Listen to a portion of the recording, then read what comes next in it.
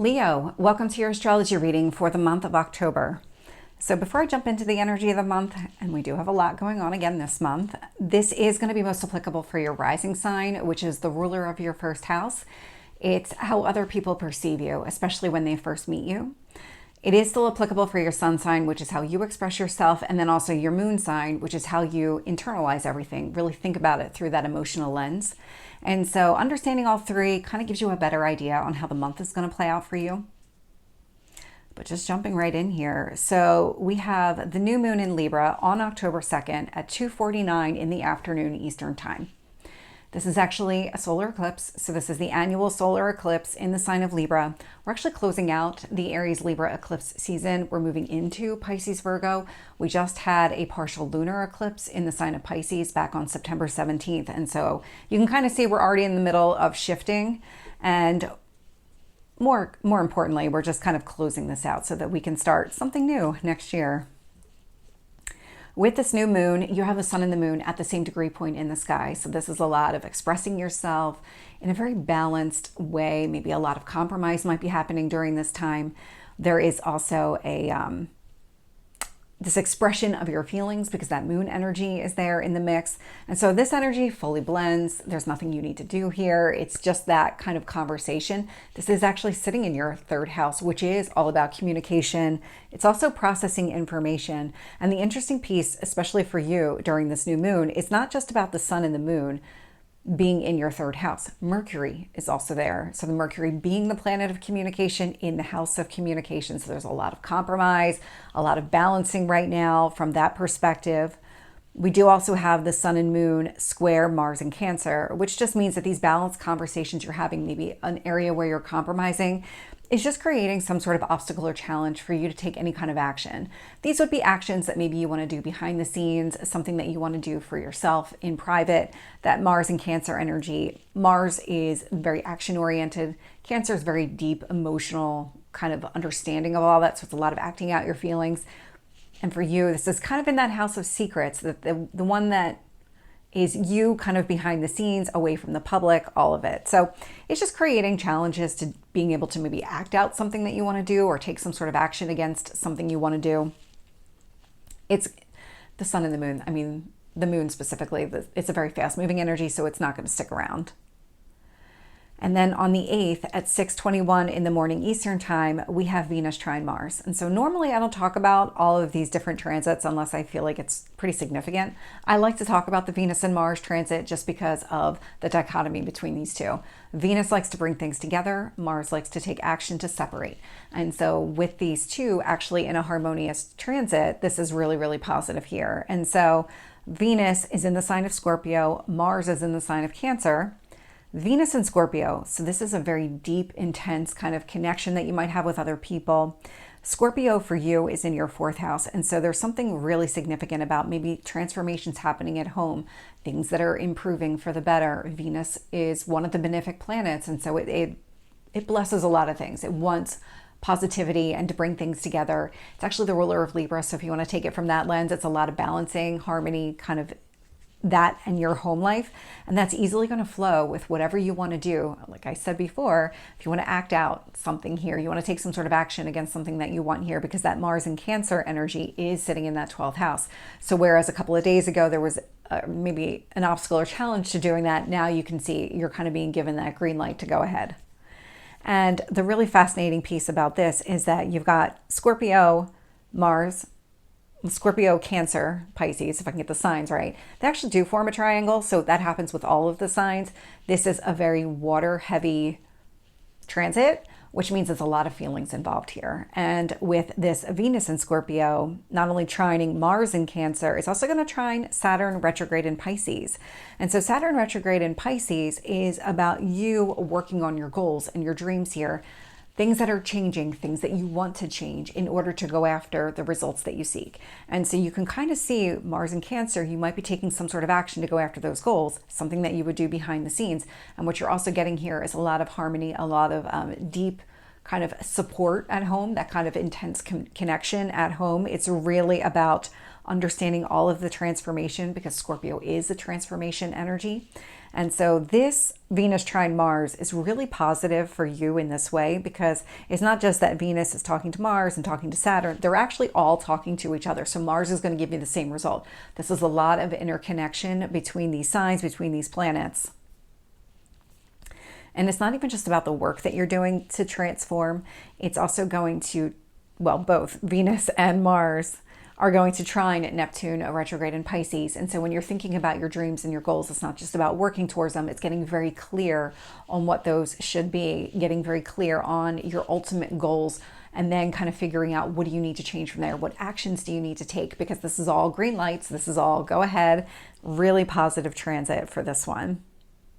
The only one where it does get a little bit tricky here is Venus and Scorpio will be opposite Uranus retrograde in Taurus. This isn't necessarily a bad one. It's a lot of 4th house, 10th house energy. So these kind of deep, intense connections that you have at home, that transformation kind of support that you're seeing in your home environment, it's going to be opposite any kind of sudden changes that are happening in your work environment. These would be internal changes that are taking place.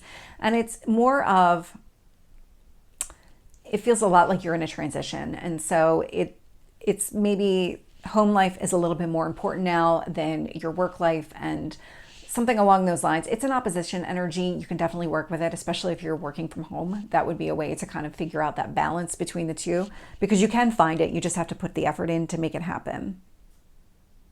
Then we have a big one here. So we have Jupiter stationing retrograde in the sign of Gemini. That happens the next day on the 9th at 3:04 in the morning Eastern time. And so Jupiter is the other benefic planet. Jupiter is the most benefic planet. This is growth, expansion. This is all the positive things. It's the Wheel of Fortune in tarot. And so it's these kind of things that you want to go after. It's abundance, all of it. And in the sign of Gemini, it's actually been at its weakest point because it's the ruler of Sagittarius, which is the opposite sign. When Jupiter stations retrograde, it's a lot of, instead of seeing the abundance around you, it's now going to be reflected inward. What do you need to grow? What do you need to expand here? For you, Gemini rules your 11th house of friendships. So what kind of growth and expansion are you looking for with your friends? What do you need to do in order to make that happen? What are the details underneath the surface here? Because that's what Gemini wants to do. It wants to kind of dig deep, really figure things out. Could be something connected to routines. I'm just getting that too. There could be some sort of routine that you have with your friends. Maybe you want to spend more time. Maybe you have like set times and dates where you do things with them, and maybe you want to grow that. That would be that Jupiter retrograde and Gemini energy in your 11th house. When Jupiter stations retrograde, it's actually going to trine the sun in Libra. And so there's a lot of balanced conversations happening here, because it's not just trining the sun in Libra, it's also trining Mercury in Libra. So you're going to be expressing yourself in a very balanced way with your friends as you kind of go through this growth. And the conversations with them are also going to be along the same line. Jupiter retrograde in Gemini will also sextile Chiron retrograde in Aries. And so there's this wound that's been coming to the surface. For you, that Aries is in your 9th house. And so this would indicate that the wound that needs to be healed might have been kind of preventing your growth in a way. It might have caused some sort of fear or anxiety around growth. The wound, it feels like it's a conditioning, almost like you just, because of whatever life circumstances have happened, that you don't feel like you can achieve the results that you go after. And so you always kind of almost cut yourself off before you can get to that growth area. And this is giving you an opportunity to take some sort of action here to heal the wound. Whatever internal reflection you're doing, whatever growth you have with your friends, it's going to help you heal that kind of growth wound that you have overall. So that one's really positive there. Where it does become a little bit tricky is this Jupiter retrograde in Gemini is going to square both Neptune and Saturn in the sign of Pisces. And so when it comes to your transformation, what is it that you're trying to achieve? What do you need to get rid of? What do you need to keep and expand? This kind of internal growth that you're experiencing with your friends, it's just creating obstacles or challenges to other transformation that would be happening within you. And so it's more of, let's kind of grow one before we start removing other things from our life or making other changes here. You can certainly work with the energy. It's just a matter of putting in the effort. And then this Jupiter retrograde in Gemini will be opposite the moon in Sagittarius. And so when it comes to any kind of growth that you want to experience with your friendships, it's going to be opposite how you feel about children, hobbies, things like that. And if you think about, if you're trying to make more time for the people in your life, then maybe you have less time for your hobbies or something like that. That would be that opposition type of energy. You can certainly work with the energy and find that happy medium. It just requires some effort here. And then we have another major transit taking place here. So we have Pluto stationing direct in the sign of Capricorn. So we've actually been dealing with Pluto a lot this year. Pluto was in Capricorn, then it moved into Aquarius, then it went retrograde, went back into Capricorn, and so now it's stationing direct again, and then next month it moves back into Aquarius, where it will be for the next 20 years. This is our last round of Pluto in Capricorn in our lifetime. We will not see this again, because it takes roughly 200, I'm overestimating a little, 250 years to kind of come back around to Capricorn, so none of us are going to be alive for that. So anyway, that happens on the 11th at 8:32 p.m. Eastern Time. For you, this is sitting in your 6th house. And what Pluto in Capricorn means, Pluto is transformation. So this is death and rebirth. But now it's coming back into this to kind of close out this cycle with the experience of Aquarius energy. So Aquarius is very liberating, whereas Capricorn, it's very structured. Let's build some sort of plan. Let's have a strategy around exactly what we want our day to look like, what we want our life to look like. And because Capricorn does occupy a sign for a very long period of time, it's something that's been building. And over the years, it might have become very restrictive. And that's where Aquarius said, yeah, that's not really working for us anymore. We need to kind of break free of some of these restrictions, open up, be more flexible. And so with this Pluto and Capricorn in your 6th house, with it stationing direct, you're incorporating all that knowledge. Okay, now what needs to stay? What needs to go? Where can I be more flexible? Where can I maybe make some modifications to the plans that I have in place? It's going to conjunct the moon in Aquarius. And so how does this align with how you feel about your significant relationship here? That Aquarius is in your 7th house of marriage, contracts and negotiations too. That could definitely have an impact on your daily life, but marriage more, and really that significant other, that significant relationship. And so how do you feel about everything? What kind of structures do you need to have in place? What you can see is an easy blend of energy during this time. Pluto in Capricorn will also trine Uranus retrograde in Taurus. And so when it comes to the changes that are happening within your career, because that's Uranus in Taurus for you, Uranus is that planet of sudden change. And so these are internal changes that are happening as they relate to your career. And now what you're doing is really looking at this Pluto in Capricorn. What structures do I have in place? What modifications do I need to make based on other changes that are happening within my career? Again, easy blend of energy, nothing additional you need to do. It's a lot of this just kind of coming into balance. And then we have Pluto in Capricorn, sextile Neptune retrograde in Pisces. And so these changes, the structure that you have in your daily life, it's creating an opportunity for you to make more changes in your life in general.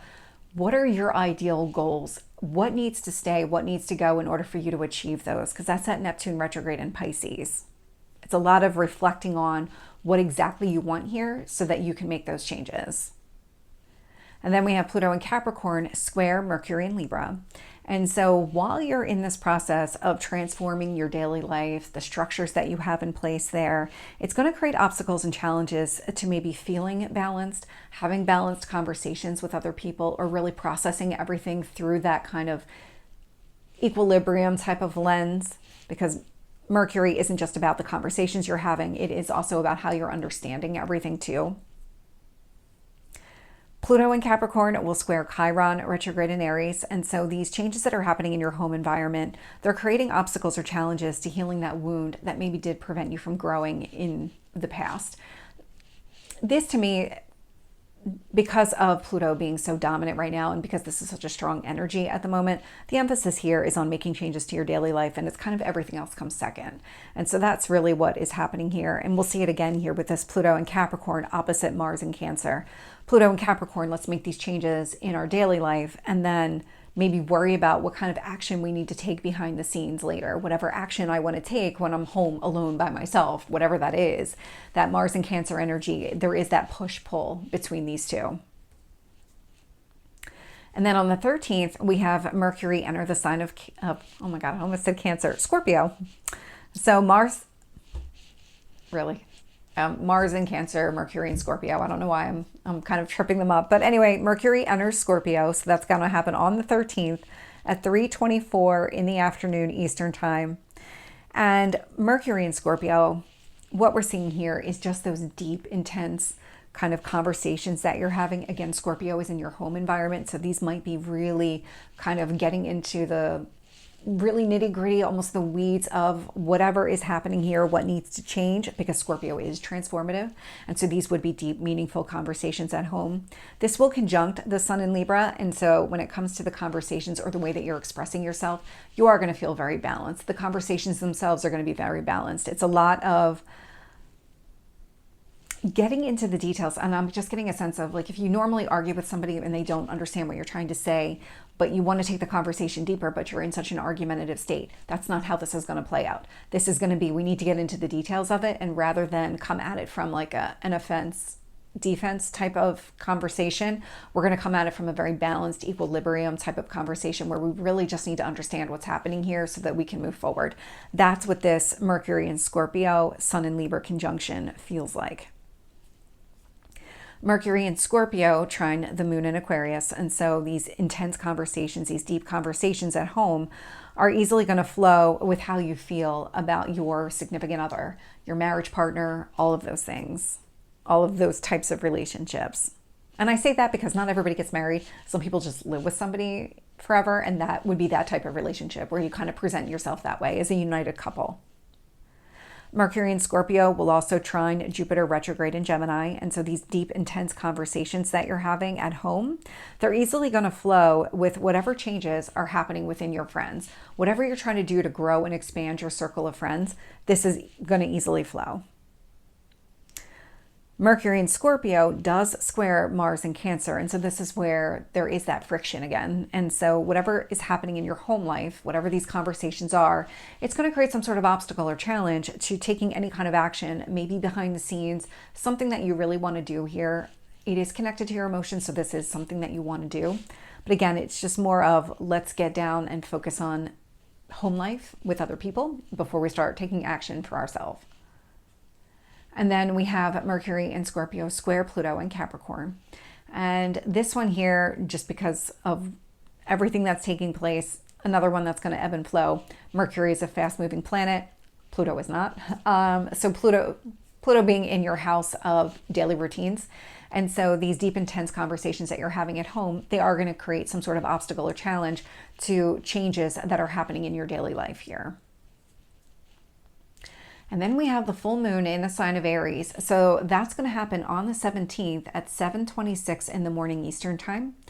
And just like with any full moon, you have the sun and you have the moon at opposite points in the sky. So it's that push-pull energy that's taking place here. The sun in Libra for you is 3rd house. The moon in Aries is 9th house. And so any kind of balanced conversations that you're having, they're going to be opposite, maybe asserting some sort of independence, feeling independent, feeling like you need to do something in order to grow and expand who you are as a person. And this is where it's just kind of a me versus we mentality taking place during this full moon. And just like with every full moon, you've got the sun having conversations with planets, the moon's having different conversations with planets. Sometimes they align, sometimes they're balanced, but not always. And so this is going to be one of those where you've got the sun in Libra, opposite Chiron retrograde in Aries. And so that wound that is sitting in your house of growth and expansion, whatever might be holding you back in some sort of way, it's going to be opposite whatever these balanced conversations that you're having. And so it's just that push-pull energy. And what you're going to see is this need to feel independent, assert your independence some way. It's going to fully align with taking some sort of action to heal that wound. There is something here that you want to do for yourself. And it feels like the way you feel about yourself and the way that you feel about your growth, you're ready to do something. It's just these conversations are different. They're just maybe because it's that push-pull energy. So it's one or the other at the moment. You can find the happy medium. You just kind of have to work through it. And this one would require more effort. And then we have the sun in Libra trine Jupiter retrograde in the sign of Gemini. And so these balanced conversations that you're having, they spill over into your friendships. So whatever your internal growth strategy is, or whatever you're trying to do to grow your relationships with your friends here, fully aligned, very balanced. How you feel about yourself, that moon in Aries energy, sextile Jupiter retrograde in Gemini. So how you feel about yourself, this need to be and feel independent, it's going to give you an opportunity to make additional changes when it comes to those friends. What additional growth opportunities are you seeing? And then we have the sun and moon will actually form a T-square to Mars in Cancer and Pluto in Capricorn. So we'll talk about Mars in Cancer first. So you've got the Sun in Libra. So you've got your balanced conversations happening here. Mars in Cancer, what kind of action do you want to take behind the scenes? Because what's happening is these balanced conversations are making it difficult for you to take some sort of action. It's creating some sort of obstacle or challenge. But also your need to feel independent is also creating some sort of obstacle or challenge to taking some sort of action here behind the scenes on something that you want to do. This one's more challenging. You would have to really work through the energy to make this happen. What I'm also getting during this full moon is you have the Sun in Libra, so these balanced conversations. We also have that moon in Aries asserting your independence. Both of them are going to create obstacles or challenges to any kind of changes that are taking place from a daily routine standpoint. So you're not sure what changes need to happen, or you're kind of mid-transformation already. These two areas are going to make it a little bit more difficult because you do have this need to, or desire to, assert your independence. You're a Leo, so that's not a surprise there. But with that balancing conversation, it just feels like it's something that you would need to work through.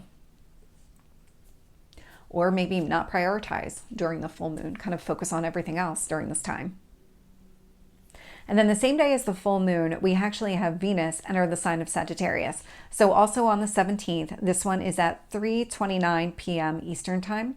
And so when Venus enters Sagittarius, Sagittarius is very fun-loving, very adventurous, optimism, all of those things, fellow fire sign.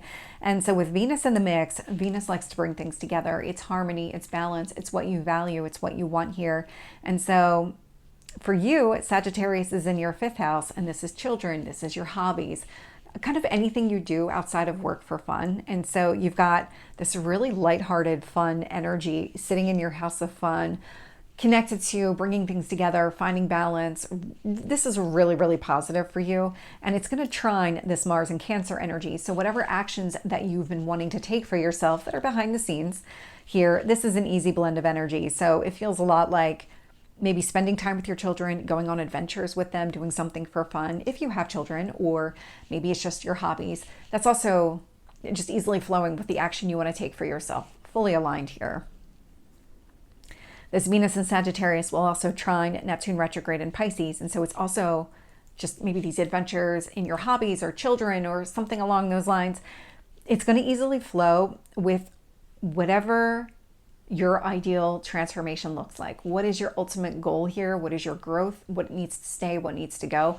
It's going to easily blend here as well, easily flow.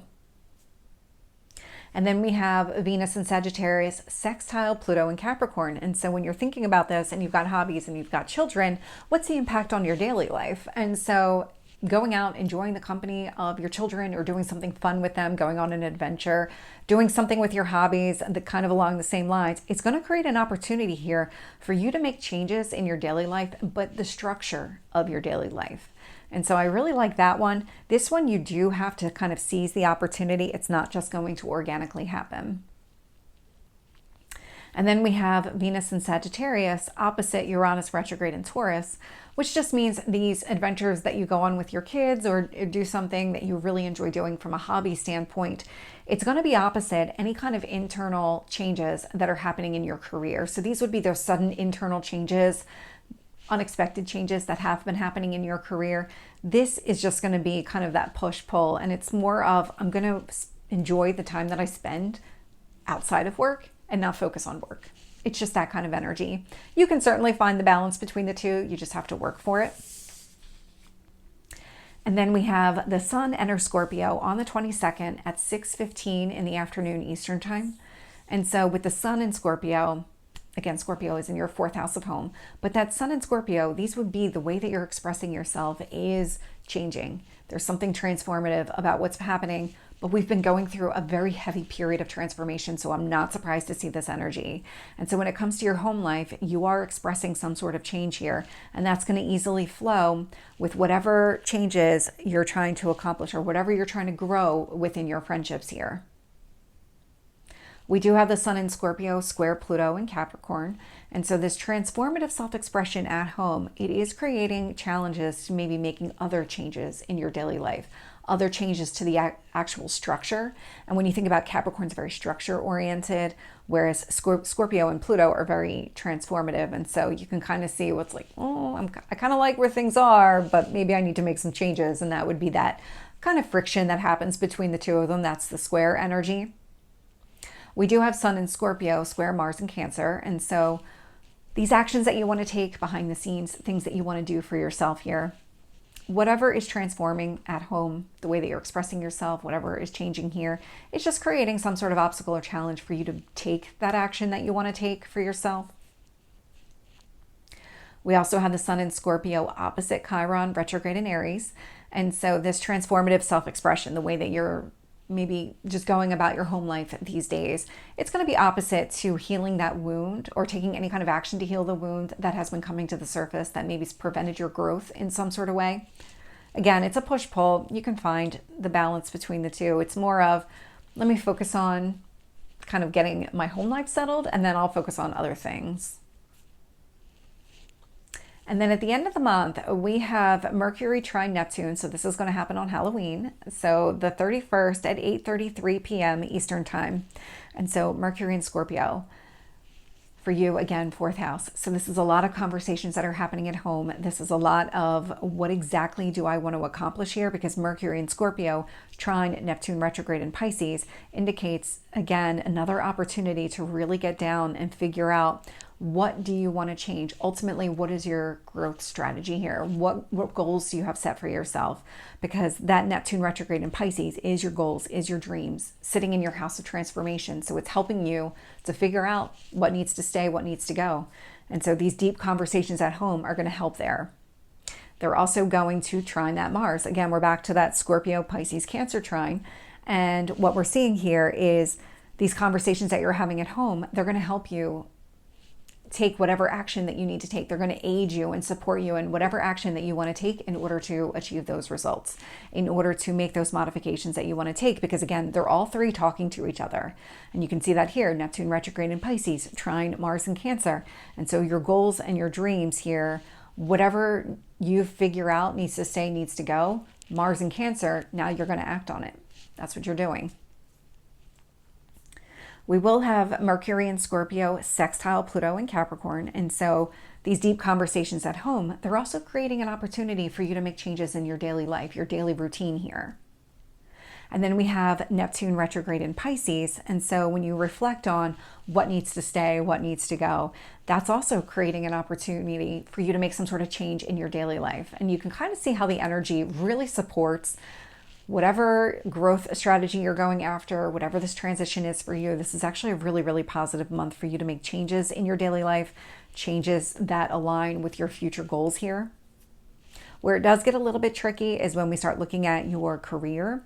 And so this Mercury in Scorpio energy will be opposite Uranus retrograde in Taurus. And so we're talking about your home life versus your work life. So these deep conversations at home that are meant to help transform you, they're going to be opposite other changes that are happening in your work environment. Again, opposition, you can certainly work with the energy. This one is a little bit more difficult to work with.